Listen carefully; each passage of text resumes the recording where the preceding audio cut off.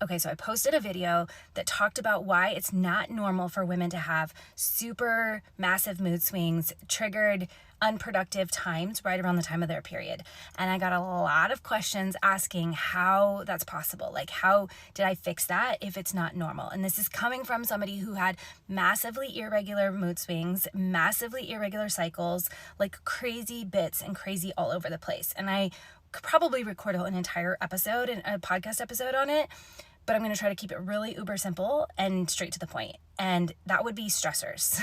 Like, when we eliminate stressors on our bodies, we allow it to operate how it's supposed to.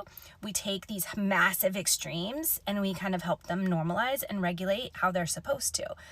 This isn't just stressors like, oh, I'm stressed out because of work, or I'm stressed out because of my kids, or any of those types of things. It's stressors on everything we do. Like, everything we do is either a stressor or a non-stressor on our bodies. So things like food, our toxins, our sleep, our exercise, our work, like all of those things are contributing to whether or not our body is stressed or not stressed and how it responds to that stress.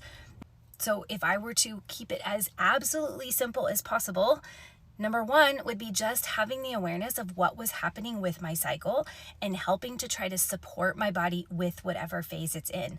Literally as simple as that. Like, I could try to lie to you and tell you that I changed my food, I changed everything. I literally, if I were to keep it as absolutely simple as possible, is I learned how to listen to my body, learned to listen to the language of my body and support it. Like, when it needed more sleep, I gave it more sleep. When it needed a high intense workout, I gave it a high intense workout. When it needed to just rest and go for a walk, I let it rest and go for a walk. Like, it sounds super simplistic, but this is coming from somebody who had massive irregularities in my cycle and massive mood swings, that leaning into and just having the awareness of being able to trust and listen to my body, things shifted and changed. Now, yeah, you could add in other layers, like your nutrition definitely is helpful for supporting your hormones and balancing things out. Looking at the toxins in your food, looking at the toxins in your environment, looking at the toxins that we have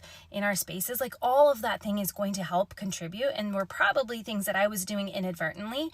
But I will say the biggest shift, the biggest change that I noticed was when I started really paying attention to what were those toxins, what were those stressors, and how could I minimize them as much as possible.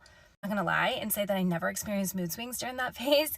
It's just not as extreme. There are some months where I ride through them and it's no big deal. Like, I would have never even known that I was in that moody time of the month. And other months when I get incredibly moody and incredibly triggered. And you know, the biggest difference is I could always trace it back to a month or two ahead. There was massive triggers. Like, I was massively stressed. I had a lot going on. So paying attention to the stressors on your body is the number one way to help minimize all of those feelings.